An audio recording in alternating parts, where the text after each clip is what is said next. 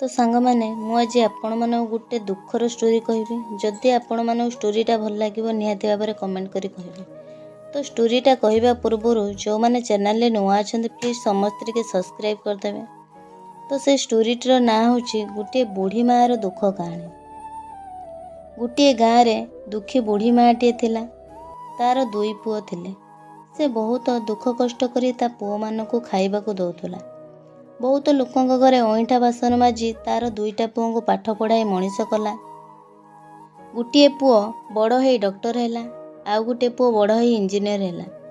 जितेबले से पुओ बड़ हो चाकरी कले सेतेबेले भी से बुढ़ी माँ बहुत कष्ट करथुला। जितेबले दुई भाई बाहेले सेतेबेले धीरे धीरे तांको घरे झगड़ा सृष्टि है।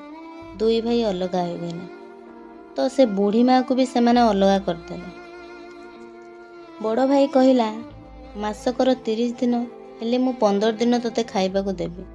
आ सान पुओ कहला मासकर 30 दिन मु भी तोते 15 दिन खाइबाकू देबी। बुढ़ी माटी कहला तू तो मते 15 दिन खाइबाकू दबु तो सान भाई भी मते 15 दिन खाइबाकू दबु। जो मास 31 दिनिया पड़िबो सेई मासरे मु गोटे दिन कौन करिबि।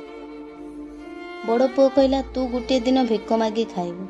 आ सान पुओ को पचारिला। सान पुओ कहला मु कहि परिबिनी तू गोटे दिन कौन करिबु।